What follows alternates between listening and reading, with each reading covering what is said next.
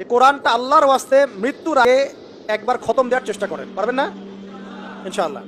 আর আপনার মৃত্যু কবে আসবে আপনি তো জানেন, তাই না? জানেন তো? না জানলে এভাবে চলতে পারেন কিভাবে? মানুষ যদি মৃত্যু সম্পর্কে সচেতন, মানে কি বলবো, সন্দিহান না হয়ে যায়, তাহলে এমন ভাবে কিভাবে চলতে পারে? মানুষ যদি মৃত্যু সম্পর্কে গাফেল নাই হবে, তাহলে এভাবে কিভাবে চলতে পারে যে নামাজের কোনো খোঁজ নাই, রমজানের কোনো খোঁজ নাই, জাকাতের খোঁজ নাই, পর্দার খোঁজ নাই, কোরআন তেলাওয়াতের খোঁজ নাই, দিনী এলেম চর্চার কোনো খোঁজ নাই, উম্মার জন্য কিছু করবে ফুরসত নাই, সারাদিন ওই দুনিয়াদারি আর ব্যবসা আর ওই চাকরি আর পরিবার আর সন্তান, রান্না বান্না, হ্যাঁ, তারপরে যে ফেসবুক, ইউটিউব, ইন্টারনেট, আড্ডাবাজি করা, গার্লফ্রেন্ড ইত্যাদি ইত্যাদি। মানুষ যদি মৃত্যু সম্পর্কে সচেতনই হবে, তাহলে এগুলো কি হতে পারে? তার মানে সচেতনতার ঘাটতি আছে।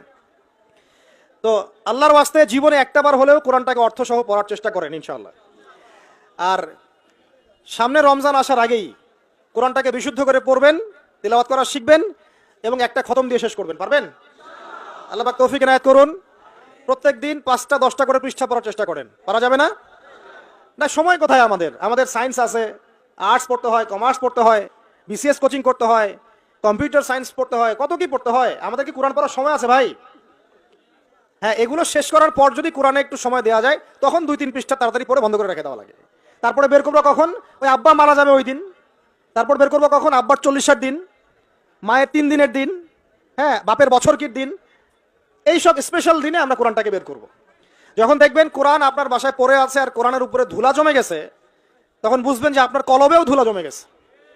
আপনার কলবের মধ্যে এখন পরিচ্ছন্নতা নাই, নূর নষ্ট হয়ে গেছে। এই কারণেই তো কোরআনের উপর ধুলা পড়েছে। সুবহানাল্লাহ। যেই কিতাবের ফলে আল্লাহ রাব্বুল আলামিন মুসলিমদেরকে সর্বোচ্চ সম্মানিত করেছেন, ওই কিতাব এখন মুসলিমরা পড়তে চায় না। দুনিয়ার সব পড়া পড়তে চায়, এটা পড়তে চায় না। কোরআন সুন্নায় কিছু থাকলে ওই বিষয়টা মুসলিমরা মেনে চললে মানুষ বলে এরা মৌলবাদী, মানুষ বলে এরা ধর্মান্ধ, মানুষ বলে এরা ব্যাকডেটেড, কত শব্দ। এবং এই শব্দগুলো নাকি সোকল্ড প্রগতিশীলদের পক্ষ থেকে আসতেছে এখন। কোরআন আল্লাহ পাক নাজিল করেছেন, আল্লাহর জ্ঞান বেশি না আমার জ্ঞান বেশি? কোরআন আল্লাহ পাক নাজিল করেছেন তার রাসূল মুহাম্মদ সাল্লাল্লাহু আলাইহি ওয়াসাল্লামের উপরে, নবীর জ্ঞান বেশি না আমার জ্ঞান বেশি? তো এই কোরআন এবং সুন্নায় যা আছে আমি তো মানবই অন্ধভাবে, কারণ আমার জ্ঞান তো তার চেয়ে বেশি নয়। এখানে আল্লাহ পাক সমস্ত বিষয়ের সমাধান দিয়েছেন। সমাধান আল্লাহ পাক দিয়ে থাকলে আমার মানতে সমস্যা কোথায়? সমস্যা আছে? আমি কি আল্লাহর চেয়ে বেশি বুঝি? আমি কি নবীর চেয়ে বেশি বুঝি? এরা যদি বলে আমরা আল্লাহর চেয়েও বেশি বুঝি, নবীর চেয়েও বেশি বুঝি, এরা মুরতাদ, কাফের হয়ে গেছে। ইসলামের সাথে কোনো সম্পর্ক নাই। যদি নাম হতে পারে আব্দুর রহমান, আব্দুর রহিম, হ্যাঁ, মুজাহিদুল ইসলাম নাম হতে পারে, ইসলামের সাথে কোনো সম্পর্ক নাই। যদি কোরআন এবং সুন্নাহকে ব্যঙ্গ করে বা মনে করে এর মধ্যে সবকিছু সমাধান নাই, অন্য আরো উৎসের দরকার আছে। তো মুসলিমদের আকীদা হবে কেমন? কোরআন এবং সুন্নাহ আল্লাহ নাজিল করেছেন, এখানে আল্লাহ পাক মানবতার প্রতিটা বিষয়ের সমাধান দিয়েছেন। ঠিক আছে?